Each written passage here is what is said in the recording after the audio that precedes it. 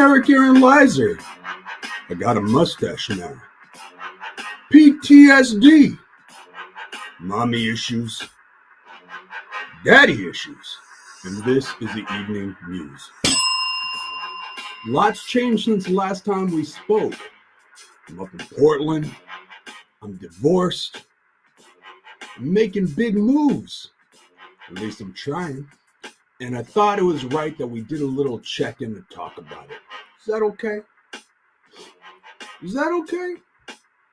So welcome back to the show. Again, the Evening Muse. So, I'm quitting comedy, y'all. Not being funny.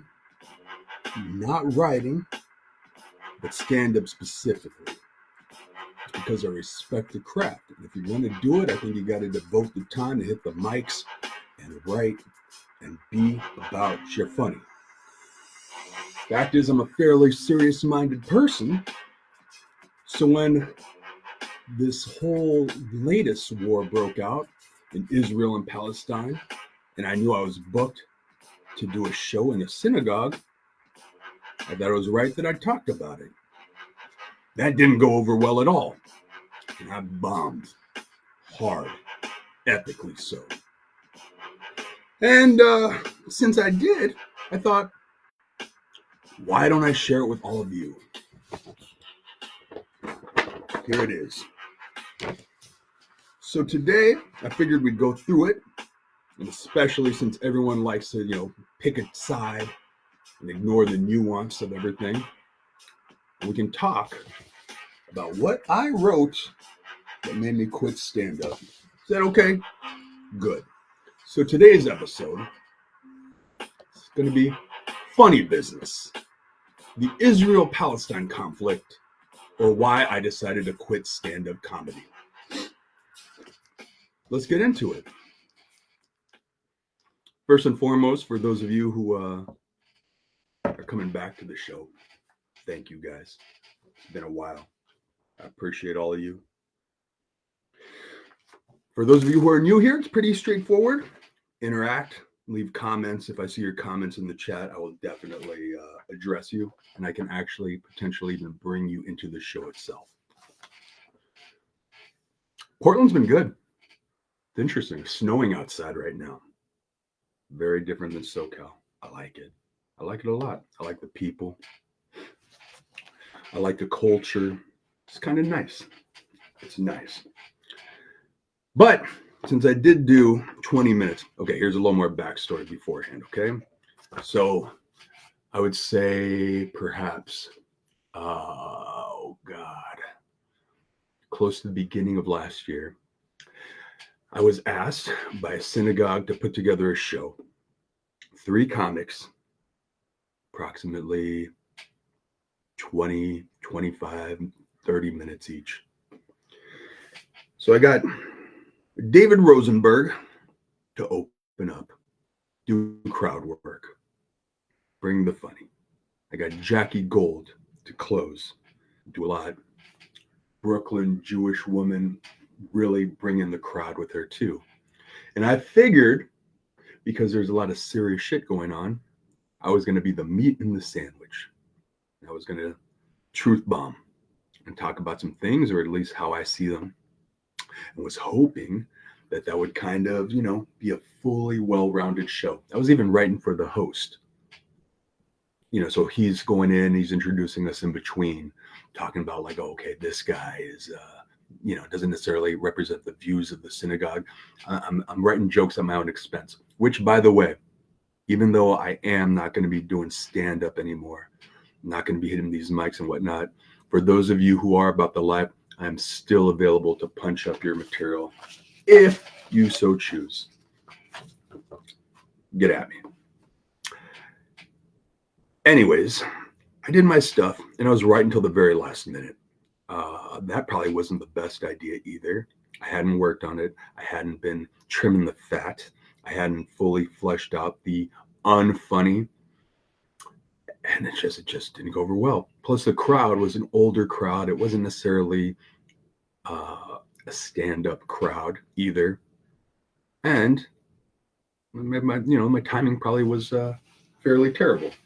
But I'm gonna let you be the judge of that, because anytime I post anything about this or the other involved, everyone wants to chime in with their one-sided takes and their op-eds about it. And I did a lot of thinking as to where I stand and why. So let's kind of dig in a little bit. I'm just going to read it, okay? And every now and then I will talk to you about anything that I feel like needs to be addressed. And again, please get in the chat, get in the comments, and we'll talk about what you're thinking as it comes up. Thank you all for coming out to Redacted's first, and based on how tonight goes, possibly last comedy night here at the Synagogue. It's not every day we as comics are offered an opportunity to speak freely in a house of worship, and even less so expected to provide levity during an active war in Israel.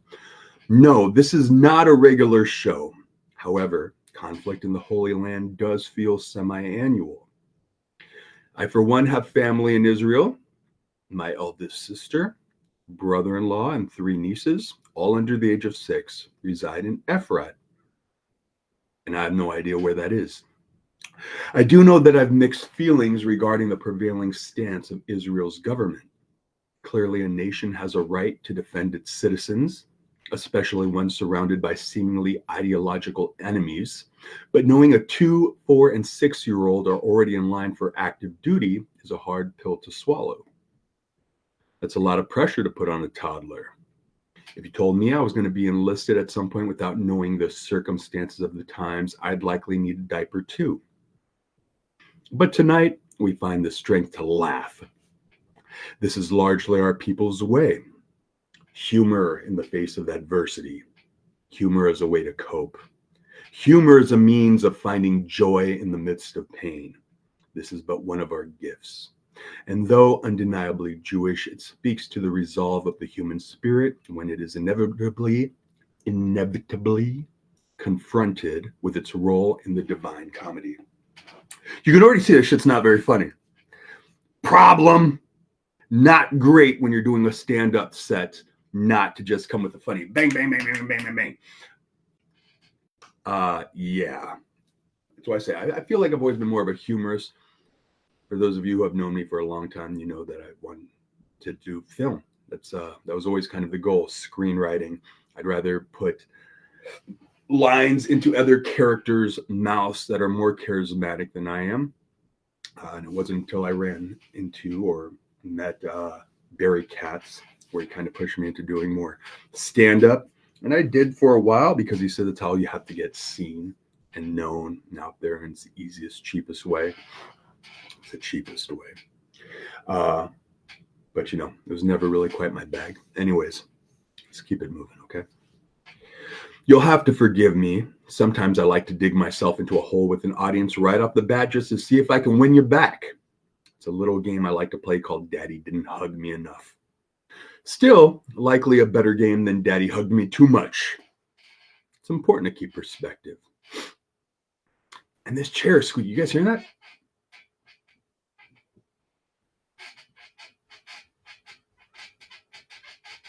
You guys didn't know I did this show on a simian. Okay. As you've likely already noted, let me drink more coffee.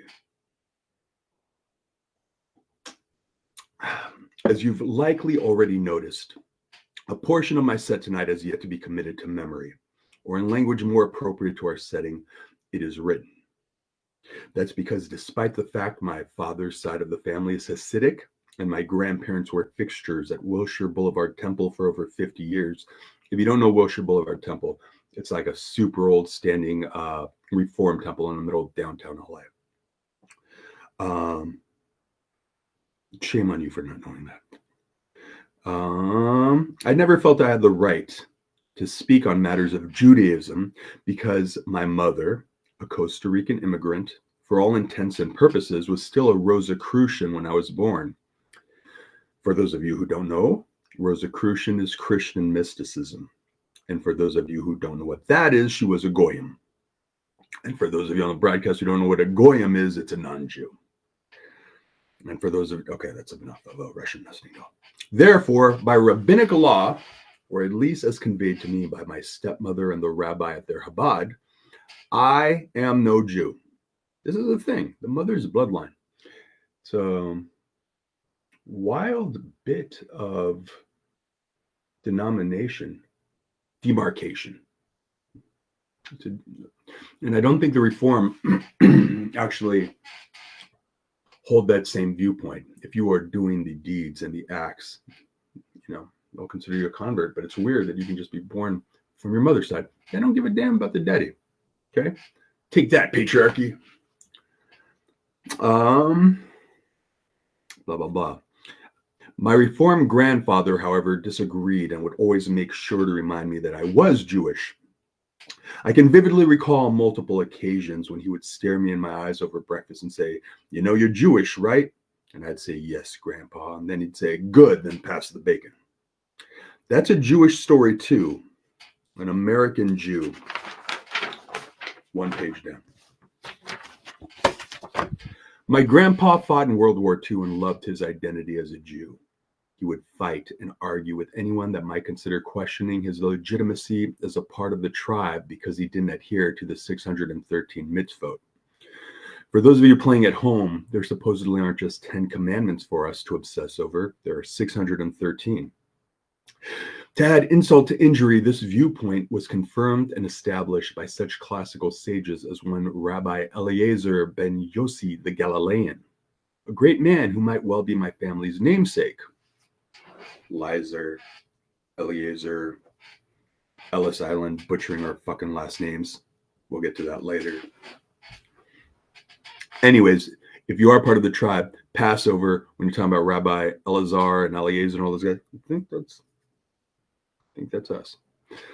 Anyways, this is part of why I too love Judaism and my identity as a Jew. Because we're not unilateral thinkers and philosophers. We argue, we can debate, and ultimately we can even question the Almighty. That's why there are so many sects of Judaism. Orthodox, conservative, Reform, Reconstructionist, and even secular humanists, aka the food Jews. I'm not positive, but I think their primary belief system comes down to having developed the taste and appreciation for gefilte fish, the gelatin of the sea. Okay, if you're not Jewish, there's no reason you should know what gefilte fish is.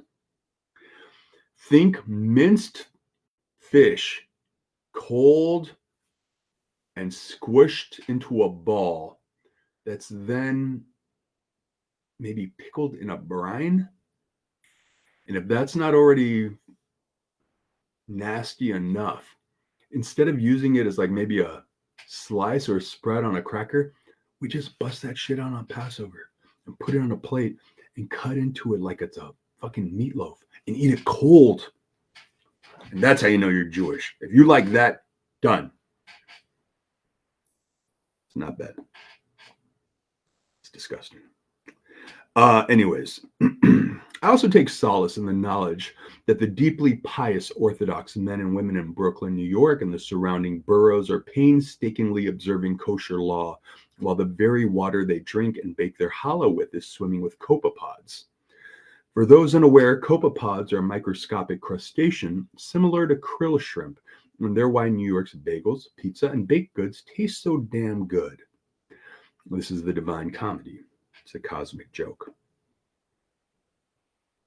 That's fucking real. There's teeny tiny krill shrimp and microscopic shrimp swimming in the water all through the Tri-City area. It is why it tastes good. Water is so fucking important, like the mineral wealth in water. Like, I don't think we really give that enough credence, or we don't talk about it enough. Like, I wonder about these blue zones where people live to be 120 and whatnot. And even up here in Portland, we're surrounded by 3 volcanoes. It's clearly contributed to whatever's happening in the soil under here, whatever it's kicking up, whatever it's bringing up from the earth. Or think like Kentucky. Where is it where they make the whiskey? Louisville? Where's Jack Daniels made? Where are those horses running? I'm just saying, there's all this lime out there in the water and whatnot. It matters, man. Yet somehow we're still able to come together behind an adherent. I'm reading again. So yet somehow we're still able to come together behind an adherence to the 10 Commandments. Now, let me tell you something.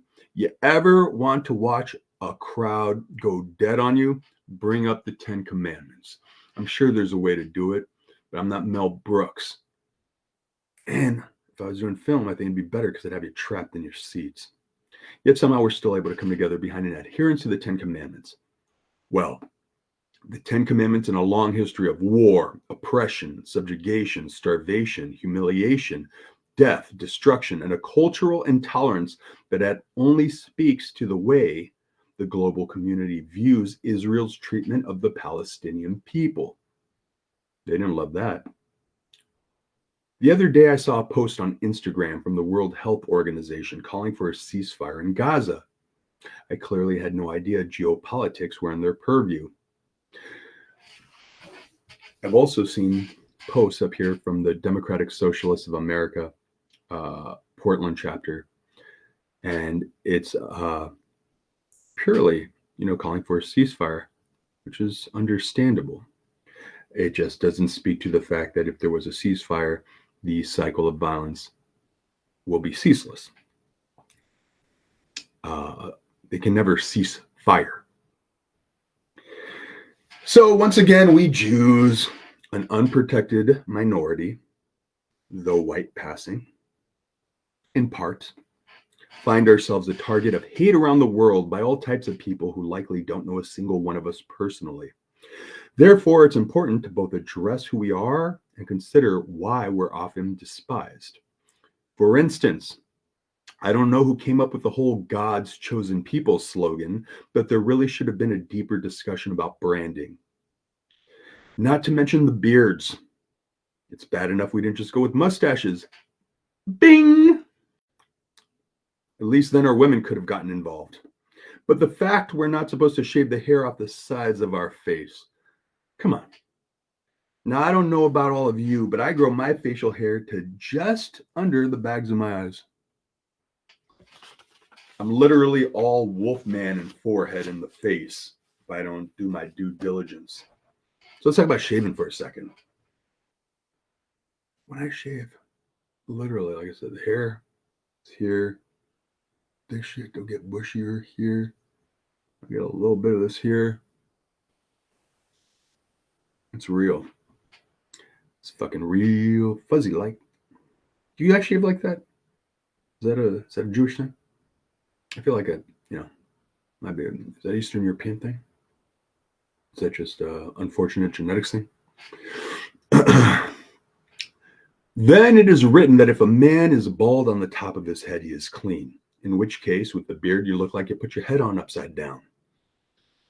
Ironically, both Jews and Arabs belong to the Semitic race and are more akin to cousins than we are different.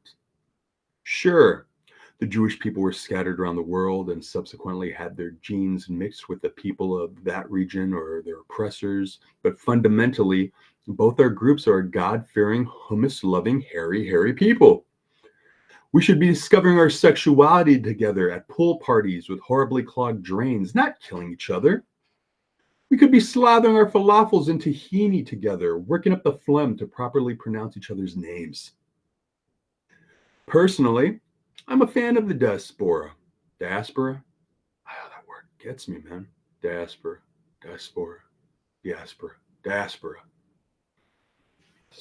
This means we're all spread around, okay? Don't have a homeland. People without a home. Because it hasn't ever worked out super well for us when all the Jews were in one place. But here we are, and now the Muslim governments surrounding Israel's largely spread both anti-Zionist propaganda and misinformation in their communities. Here's what we're going to do, people. We're going to talk about all of it. I know some of you are going to disagree with things I say. I expect you guys also agree with some of the stuff I say. But let's bring it all up. All of it. Both sides. Some have a basis in reality, like when they accuse Israel of warmongering. a perhaps unfair assessment of a country perpetually under terrorist attack. But others are pure demonization. For instance, there's a prevailing belief among some anti-Semitic people that we are in fact vampires. The irony is the myth speaks to just how well they don't know us. With our gastrointestinal issues, most of us can't even digest milk. You think we're processing typo negative? No, get out of here. They say we're globalists, pushing for a one world government, as though believing economic and foreign policy being doled out in a way that might benefit the international community rather than one particular country was inherently evil. And that particular dog whistle has a very specific origin. But before we further discuss how we're perceived, let's define who we as the Jewish people are. We Jewish people are an ethno-religious group that originates from the ancient Hebrews and traditionally practice Judaism. Judaism, from the land Judea. Judea, as in modern day Israel, Palestine. Judaism, in turn, is a monotheistic religion consisting of observance of the Jewish calendar with regard to cultural holidays and religious holy days. Holy days. That said, at its crux, we are a people who, when at our best, adhere to a minimum of 10 and up to 613 commandments. They hated all of this because most Jewish people can't hold true all the time to the 10 commandments. And I like to say, this is the least of it, because they're not called the 10 suggestions and we're claiming to be chosen. The least I think a Jew can do is adhere to the 10 commandments.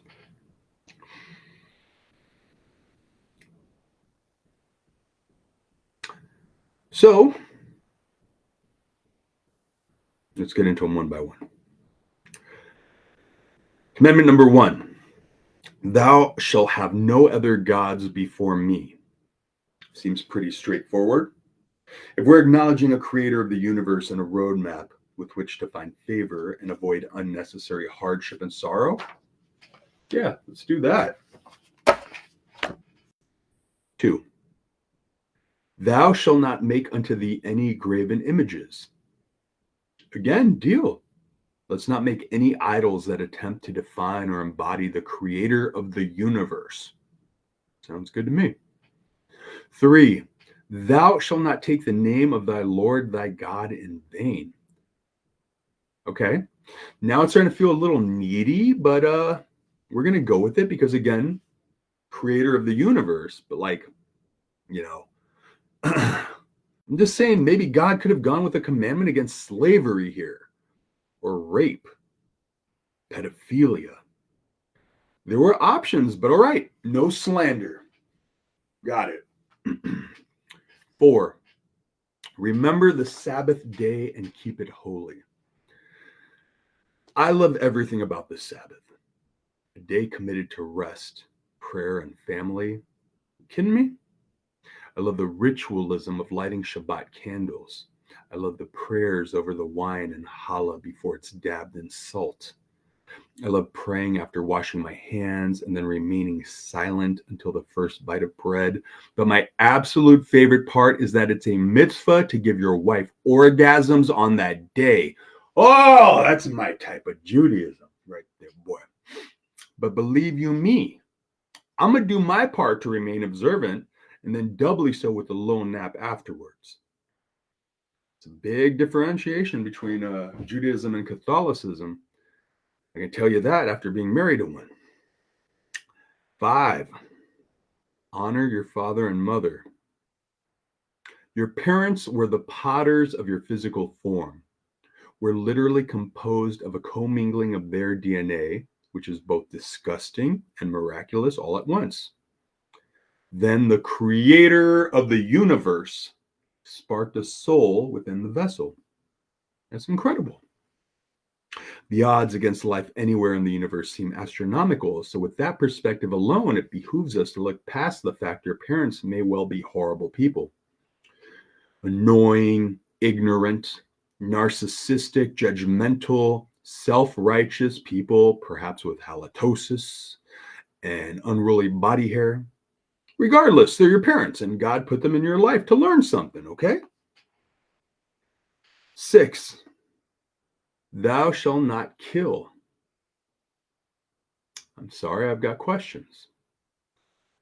Where's the line with this one? Because it sure seems like there were a whole heck of a lot of sacrifices going on in the Holy of Holies. That is the old,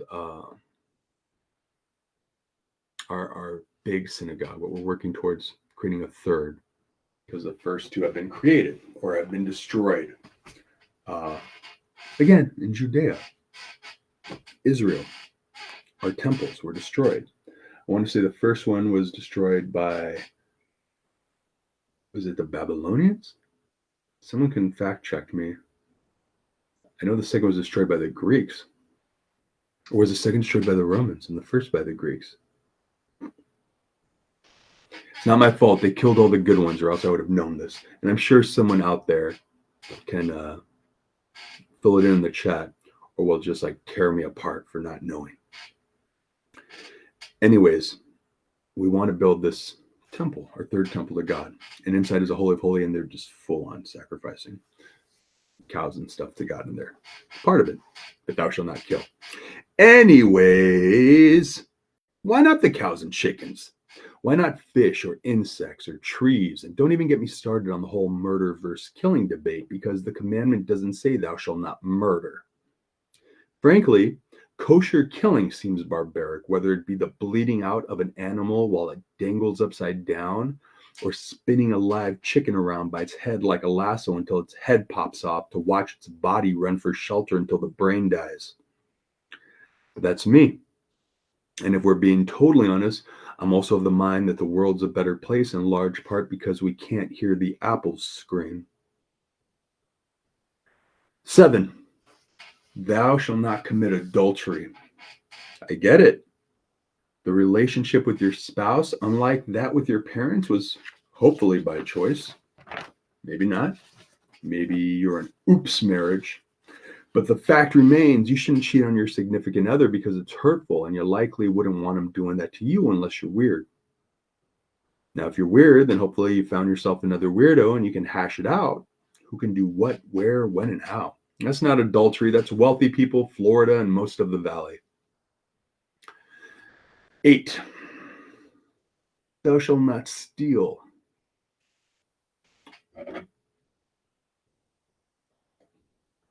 The other day, I was out of toilet paper. So when I went to my friend's house, I took a roll of his and didn't ask. I stole it. And I know if I had asked, he would have given me one, maybe two, because he had a lot of toilet paper. And I had none at home. But the guilt I feel knowing I transgressed against God, stealing that roll of toilet paper, and how I have to wait an entire year for Yom Kippur to come around before I can pray to be absolved, that, my friends, is the essence of Judaism. 9, thou shalt not bear false witness. Again, where's the line here? Are we talking lies or rumors? Is it false accusations, fraud? What are we talking about exactly? Because all I'm saying is there are a whole heck of a lot of people out there living their truth, and I feel like I'm bearing false witness to something.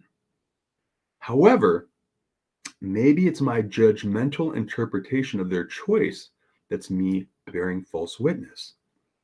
I honestly have no idea about this, and the lack of understanding creates in me a secondary, deeper sense of guilt, which somehow doubles back on my identity as a Jew to provide me with a sense of superiority over less guilt-riddled Jews. 10, thou shalt not covet.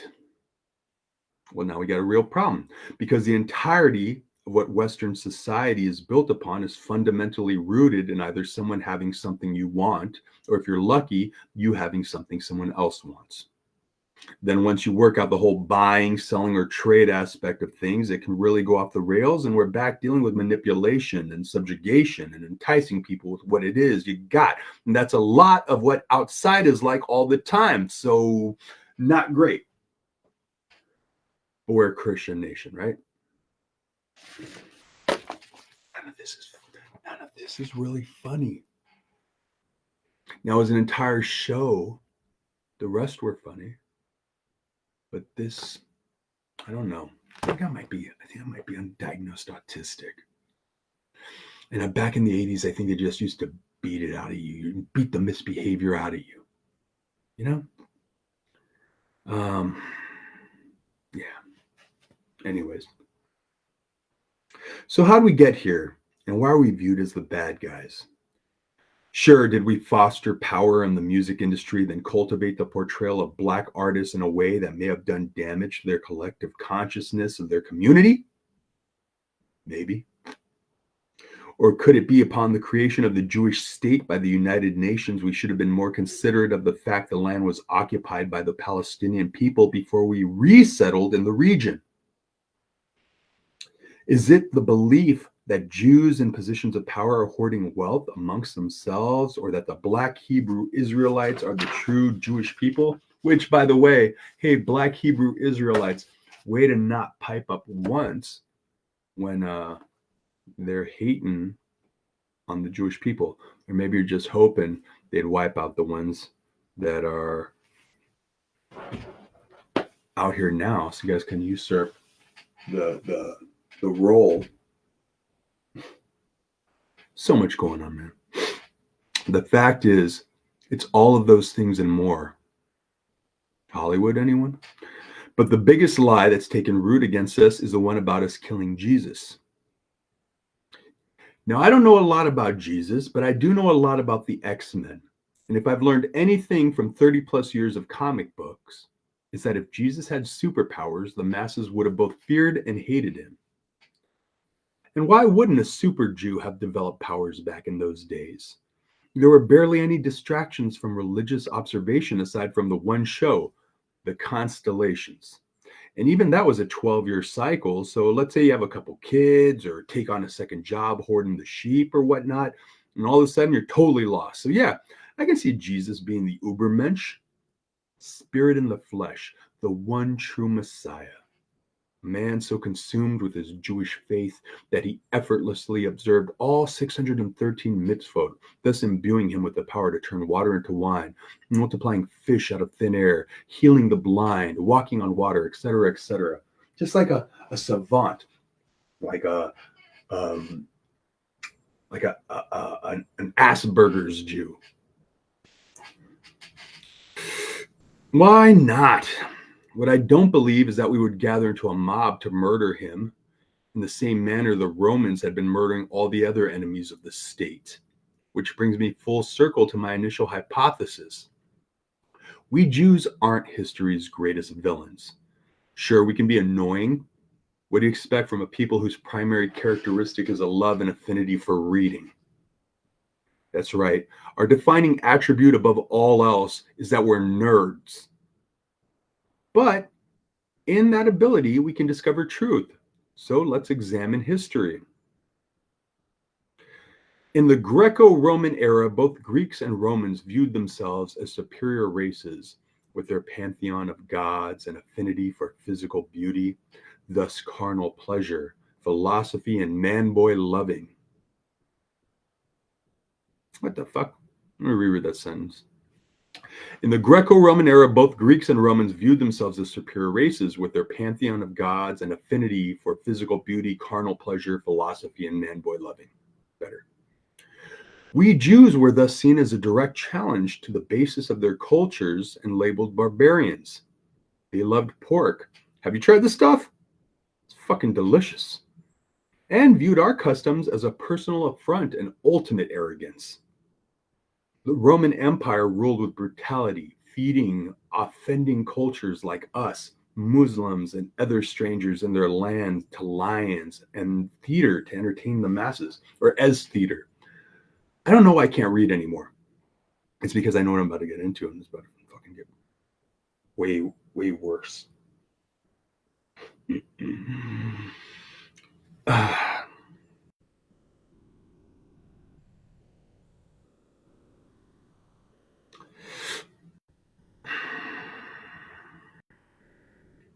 The Roman Empire ruled with brutality, feeding offending cultures like us Muslims and other strangers in their land to lions as feeder to entertain the masses.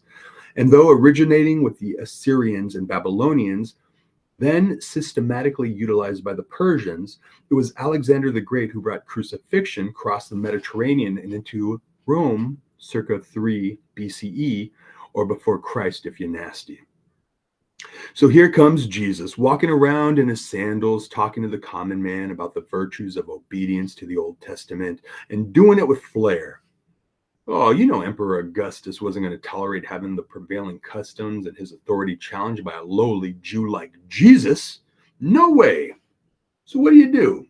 Have one of your foot soldiers get in the ear of one of his disciples, cut a little side deal for some gold, and bada bing, bada boom, you wait till Passover when you know he's going to have a huge get together for the Seder. It was his last Seder, by the way, not supper. And teach these uppity Jews a lesson by crucifying the man. Now, here's where it gets worse. We know early Christianity was a sect of Judaism, but in order to control the narrative and by default the masses, the Roman Empire made Christianity the state religion circa 4th century CE and incorporated aspects of paganism practiced by non-believers into the New Testament's teaching and holiday calendar. So now, the spring equinox and its fertility rabbits are in recognition of Jesus's resurrection, and there's an Easter bunny hiding chocolate eggs, and the winter solstice with its evergreen evergreen boughs, reminding them the sun god was strong and will return, became Christmas trees in recognition of Jesus's birthday, which isn't even until January. Let's not even dig too deep into Santa and what lessons are wrapped up in that entire mythos, but suffice it to say it's all non-too Jewish and doesn't speak to the spirit of the Uber Jew used as its mascot. Personally, I'm most offended by Christmas lights, when our entire holiday in that season had been called the Festival of Lights since its inception, but I digress. However, I will go so far as to say the Roman Catholic Church was created to implement a replacement theology against the Jews to cast us as the villains. It was a rebrand for the empire, ascribing to themselves ultimate truth. They even took ancient Egypt's creation myth of Horus, the sun god, and gave it to Jesus. Now they could change whatever they like and do or say whatever they wanted under the banner of Christianity and divine providence. And all this in spite of the first commandment, thou shalt have no other gods before me. They also constructed their churches in a manner at odds with commandment number 2, thou shalt not make unto thee any graven images. Have you ever been in a Catholic church? They're kind of scary. Not only are the walls lined in depictions of the 14 stations of Jesus's excruciating journey to his execution by the Romans, the primary focus of every church is his lifeless body nailed to a crucifix. This choice is baffling if you stop to consider its implications. Why not a revived and transcendent Christ ascending to heaven, like the sun shining its light upon the world after 3 days of darkness? Why the statues depicting the Virgin Mary in her hooded shroud that frankly looks like her head is the clit in a pillowy vagina? Frankly, I don't even like the depictions of cherubs as fat little winged babies. If you're going to go that route, however, you can't also be pro-life because you're sending mixed messages with all your murals. And the emphasis on hell is just way too much. Now, we Jews don't believe in hell. Don't get me wrong. I believe in an afterlife. I just believe it's rooted in the math and physics we've already found to be true. Energy equals mass times the speed of light squared, or energy cannot be created or destroyed, but rather shifts between form and essence. Also, the power latent in sacred geometry and our universe being a manifestation of pi, the never-ending, non-repeating number. It only goes infinitely deeper from there, for our God is an awesome God. I also believe in reincarnation because there's no way you can convince me God doesn't recycle. But in my faith, God is ultimate love. So the only hell to be found is in the rejection of heaven. You see why I'm quitting comedy? I tend to be a fairly serious-minded person. And yeah, it's like it's one thing to try to find the humor in all of this so as not to be clinically depressed. But it's another thing to keep yourself in a mode where you're focused on trying to make others laugh. And I don't live there. I can't. Now, before anyone thinks to label my worldview as heresy, I want to be clear that there are over 45,000 denominations of Christianity. 45,000? I thought there were like 30.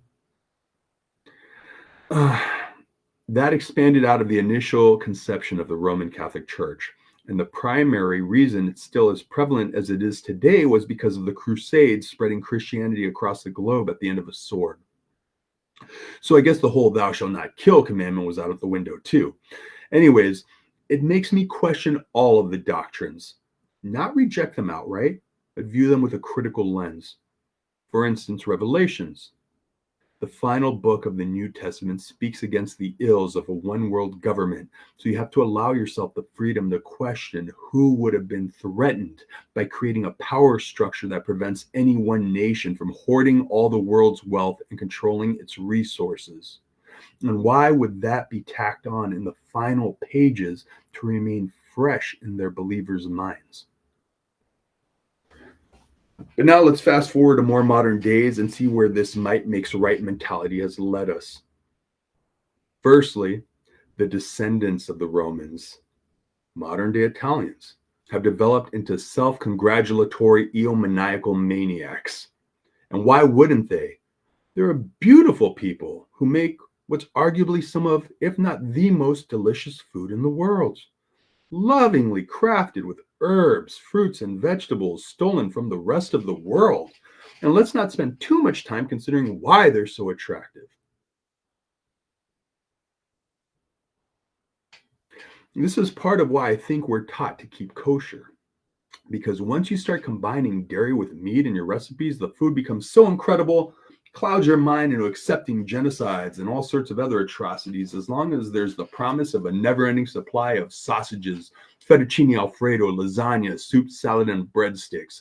Because when you're there, you're family. Consider Columbus.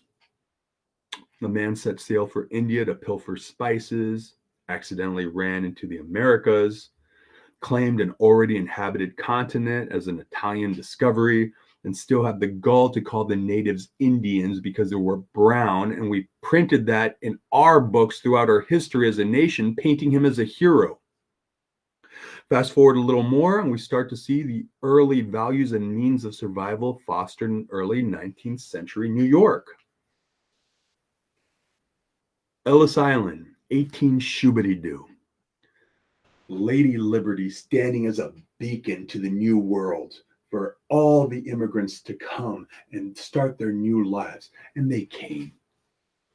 First came the Irish, fresh out of the potato famine, being subjugated by the English people. And they come to our shores and they take all the remedial jobs first. Because that's what immigration was for, is filling a need. So you get the McDougalls, McDouglas, McDonald's, McGriddles, and they're the cops, and they're now the workers at Ellis Island, bringing everybody else in. So bam, what do you call them? They're the mix. Okay. Next, who do we get? The Italians.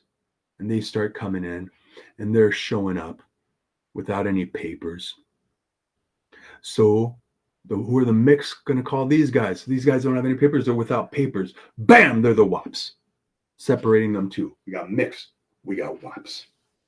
And then who comes next? You got the Spanish speakers showing up from Spain and all the other Latin countries. And they don't speak a lick of English. Say, you're speaking English? No speak English. Oh, they don't speak English. Bam, spicks. These were back when slurs were cutesy. This is more cutesy. So we got mix and we got wops. We got spicks. They're all here, and they're all living amongst themselves in the gangs of New York, separated into their little boroughs or little communities. And then lastly, you got the Jews. We Jews start coming over. And you think it was hard communicating with the Spics. Now you got Jewish people showing up that are only speaking, it's not Hebrew. They speak Yiddish. And Yiddish is almost like a German offshoot. So they're speaking Yiddish. They don't know what's going on. The Micks are looking at them saying, "Sign your name." And the Jews are going, it's not working out. They go, "Well, if you can't sign your name, then draw a fucking mark." And the Jews are like, "No cross. Mm-mm. No, no, no." But it's probably like, so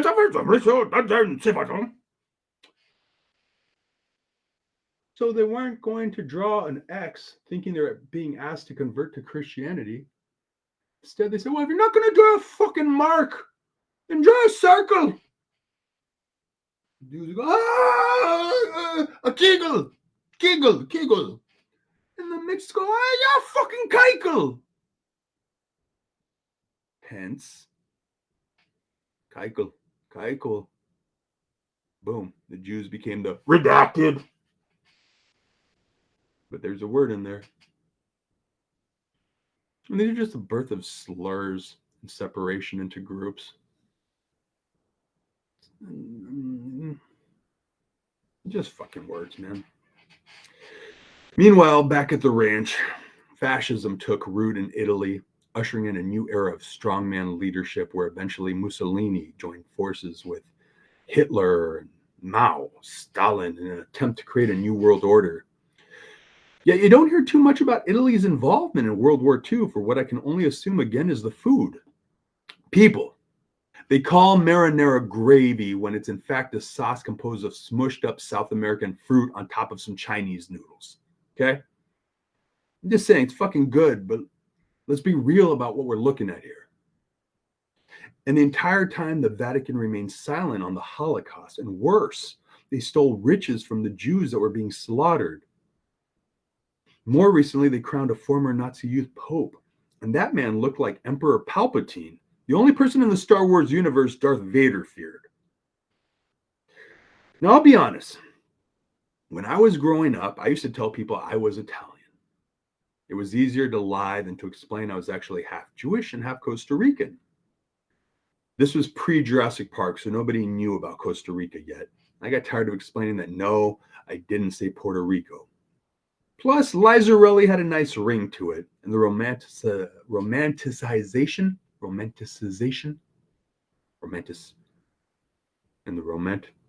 romanticizing the mafia intoxicated our nation. Let's be honest. America is a gangster nation.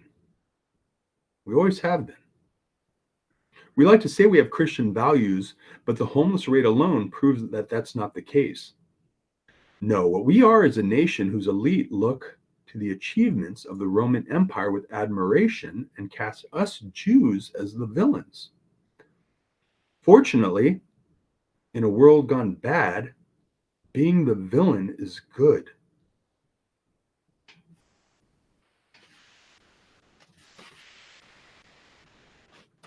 I'm going to go ahead and stop there. Anyways,